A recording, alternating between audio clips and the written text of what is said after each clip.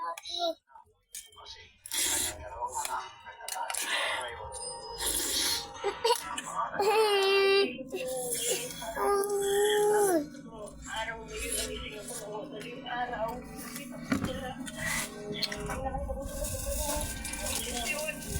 Alias Marie, pasensya na sa tanong ko ito. Ano ang trigger na para kayo magkapatid ay nagawa ito?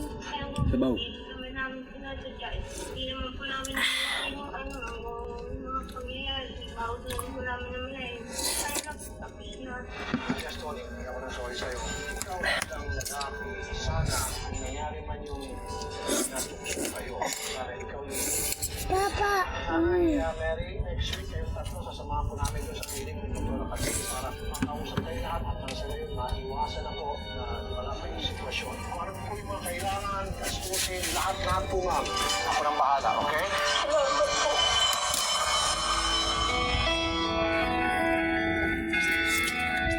Ay. Magbuog ko ang Gusto kong madinig yung buog side ko sa'yo. kung bakit nangyari ito. Kasi ikaw yung mas matanda eh. Simula po nung nagkaroon ako ng pag-iisip, parang 7 years old po ako noon. Sinabi sa akin nung nagpalaki sa akin na kapatid ni Papa, na asawa ni Mama, na ganun wala na akong mama, kaya dapat kailangan kong ay mag-isa. Kaso nga lang po, yung nag-aaral na po ako, simula po elementary na nakakaintindi na po ako. Sobrang sakit po kasi nga naglalakad ako. Sabihan po ako, kanino anak ko? Kanino ka anak? Ang sakit po marinig. Nahulog na po talaga. Magkakasama kami. Kaya ikaw, ano nararamdaman mo ngayon? Kasi ikaw yung talagang pinaka-apektado dito. Ikaw din yung talagang magdasal niya. Sabi niya, para daw po mabilis po ako makabangon. Pagkatapos po daw po mga anak, papakalat daw po. Kasi nga daw po, wala na po. Pero ano daw po yung igagastos ko yung buti daw po kung wala siyang maliit na anak. Pumayag po ako na sa sinabi niya na ipapaada para pagkatapos ko din po mga anak, nakakapagtrabaho din po ako, makakapagbalik po ng pag-aaral para maayos ko na din po yung tuko. Dagok na dumating sa aking pamilya. Naman ako bigla. Tingnan niyo ha, kahit yung mga staff ni Rafi, ang pinupunto dito, yung magiging kapakanan niyo. Kaya nga, ang iniisip nila, tutulungan kayo hanggang sa yung kayong dalawa makakaayos. Na dahil kasi merong maganda na pwedeng mangyari. Pero kung ang sasabihin nyo na yung nandito pa lang sa loob ng tiyan, 5 buwan, nire-reject nyo na, alam mo yung sakit-sakit sa isang bata na nakakaramdam ng gano'n na ayaw niya yung nandito.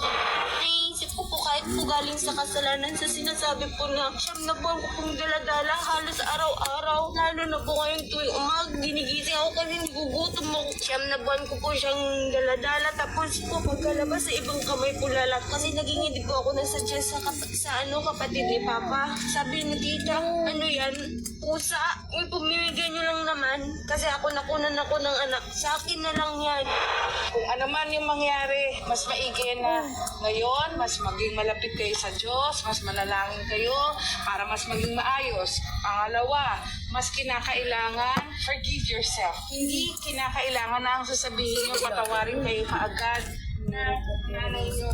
daw, sabi.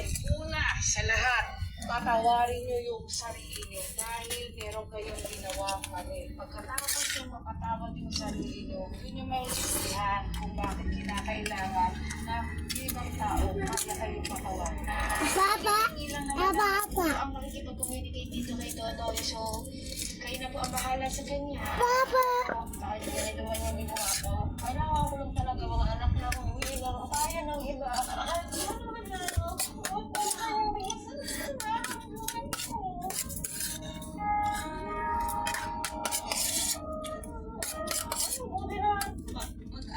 Tapos na guys.